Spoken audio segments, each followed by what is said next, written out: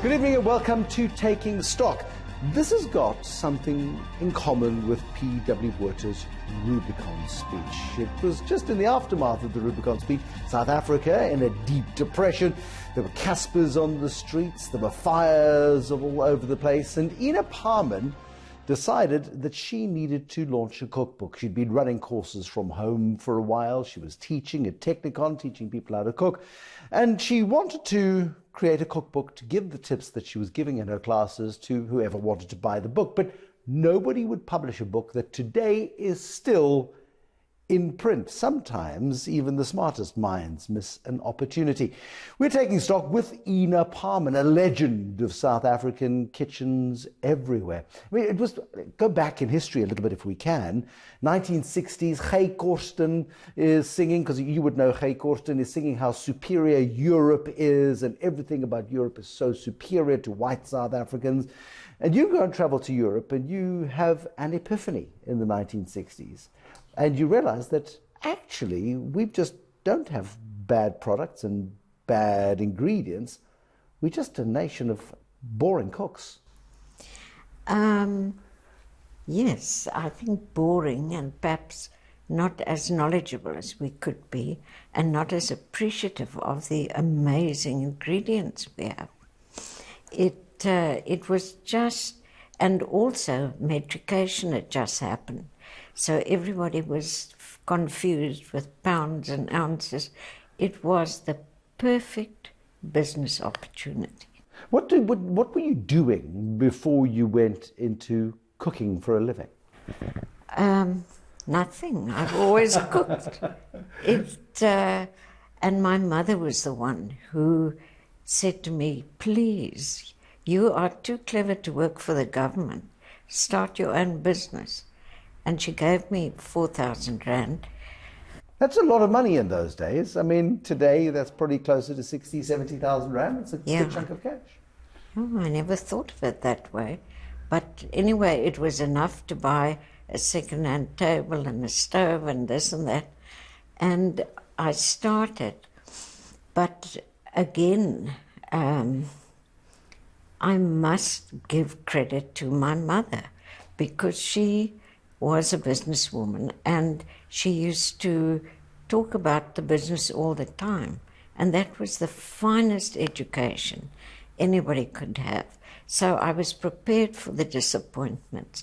I was prepared for the financial hassles. And I understood the importance of staff. I mean, so many people in business who've been successful pay tribute to their mothers. Brian Joffe will say his mother was hard on him for every single school report he ever got, and she always said to him, you could do better. Christo Visa, who grew Pepcore and ShopRite, and he's gone through some troubles in recent years with Steinhoff, but Christo Visa pays tribute to his mother and what she taught him growing up. Brant Pretorius, who was with McCarthy, also says his temperament, his mild public temperament, was due to the lessons from his mother. Very often, it's those very lessons that we learn around the kitchen table, dining room table, that actually set us up for life. Absolutely. I mean, talking about school reports, when I presented my report, and it wasn't so hot, I used to say, but Ma, so-and-so did worse, and so-and-so. And she said, I'm not interested in the bad ones. Exactly. No, I think she was very ambitious for herself and for us.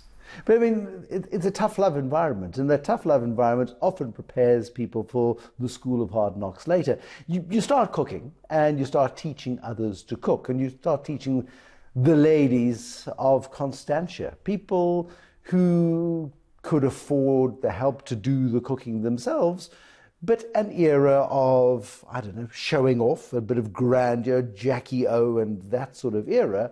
People wanted to brag a bit, and you gave them the excuse to brag. Yeah, and it also, the lessons became a wonderful social occasion. The ladies used to dress, and they exchanged news. It was a fantastic networking. I didn't realize that because I was standing there teaching my heart out. But if I had paid more attention to how important the people were that were sitting in the class, I think I would have been intimidated. But I just saw them as students. I mean, these were the wives of cabinet ministers at the time, business leaders at the time. Cooking became, I suppose, the great leveller. I mean, everybody arrived probably terrified of making a fool of themselves in the classroom environment, and that gave you the power, I suppose, that you needed to keep them under control. I think what was also very important is that cooking has always been a bit of a status thing. You know, if you were fortunate to grow up in a very privileged environment, then cooking would be part of the way things were done. But if you were slightly less advantaged, you would be intimidated. You wouldn't understand. You know, a very good example.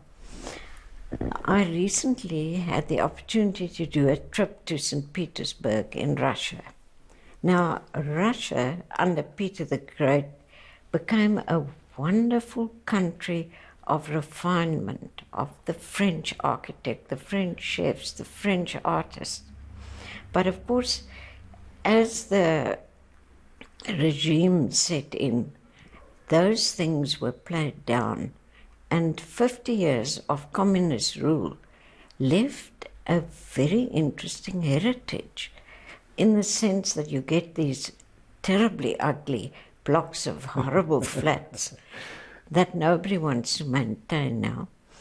And then secondly, their cuisine, that was exquisite, was slowly watered down to something quite ordinary, where they were very happy to receive McDonald's, whereas I think Peter the Great would have died. But isn't that so interesting about societies? I mean, virtually any TV channel you look at nowadays has got somebody talking to a camera and cooking vigorously and doing it faster and more simply with fewer ingredients than the next person, and you can get great meals in 3.5 minutes with only 2 calories and every nutrient you ever need. No gluten. And no gluten.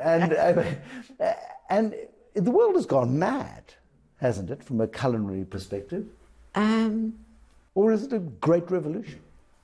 I don't know. I'm very interested to see how it's going to pan out, because there are diverse businesses that are thriving. For instance, businesses where people deliver ingredients and you put them together, takeaway businesses, all sorts of delivery. I am just a little concerned that the pornography of food is going to erode the good basics of technique and ingredients. But we'll have to see. But you were an early part of this revolution. I mean, who was your inspiration in the 1980s to go from the lessons to launching the cookbook to going on television and becoming the face, the Jamie Oliver, if you like, of South Africa, in the 70s and 80s? You know who was really my mentor? When I was at the Technikon, we occasionally gave demonstrations to the public, and there was another lecturer, Rosemary Smith, who had the most amazing way of handling an audience, who had an instinct for what it is that they want and they need. And I watched Rosemary, and I saw how she lacked the confidence to go out there and do what she does brilliantly. So it was really a great inspiration for me. With the origins of the business of Ina Paarman in this little jar over here, it's her grandmother's recipe for a seasoned sea salt. The first batches she made in her kitchen at home in a metal tub. And then she got her son to go, she used the word mostly about the farm stalls in Cape Town where she lives. Her name is Ina Paarman. She is a household name in many parts of the world. And if you look in your own grocery cupboard, there's bound to be at least one of her products, maybe more, in your grocery cupboard. More with Ina Paarman and how she grew the global phenomenon that is Ina Paarman out of Cape Town in a moment.